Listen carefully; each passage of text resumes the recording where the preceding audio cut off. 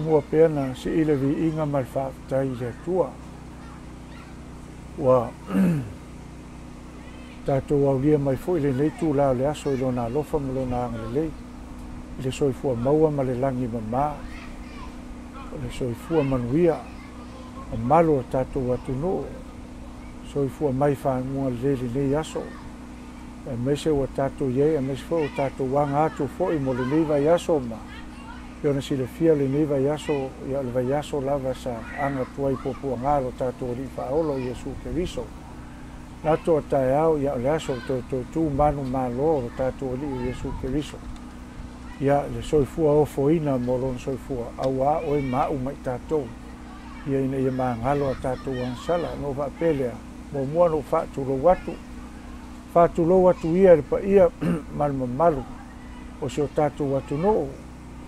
O le pa ia lava le farsefulu. Ia lava le a te oe sua malvai fanua fofo mai tūlanga.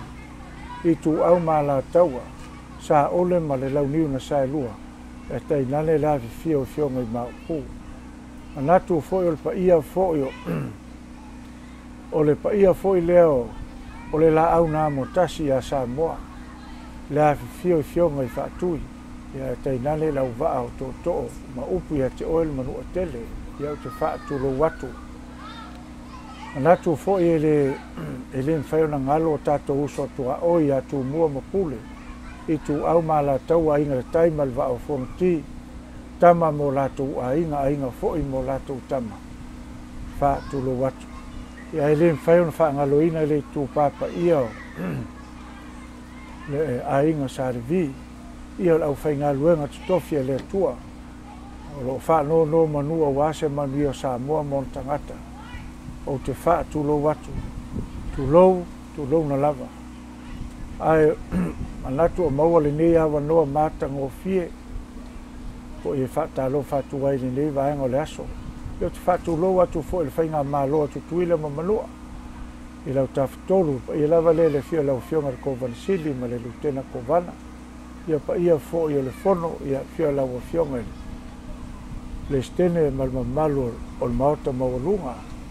Faatulo atu fo i le lau fionga le fong fetalai, ia meise ia mamalu o sui fai pule.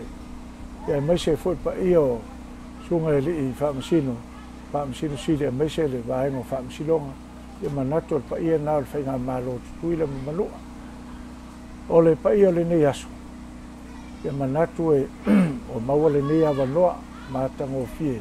Ia se polo kalama ua manatu foi ua.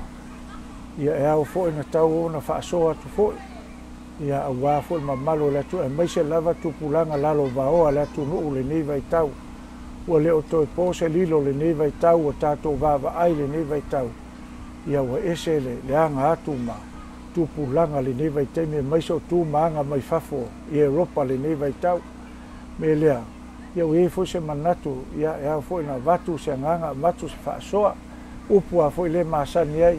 E au ngā ananafi e ta pena i le aso.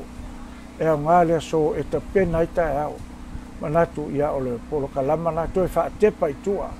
Toi faatepa i tua le tu ma le aganu'u Samoa. Sa soifua maola mai ai o tatou tua a meise o alo ma fanau le atunu. Le o tatou vaavaai le nei vai tau. Ia ua leo toi tutusa le nei vai taimi. Me lea, ia sau se taimi, ia ona talanoa atu le nisi o vaenga e a matai le tatou polo kalame. Ia au wale anga eluma, ia me faasoa tu fo e wale tupulaga lalo vao ala tatou atunu. Ua peo na tatou iai le nei vai tau, ua leo toi tutusa taimi. Ua ese fo le nei vai tau i tupulaga. Ia a taumwhai atu le nei vai tau, ia ua leai ua leo toi tutusa. Ai au ngā le faasoa atu.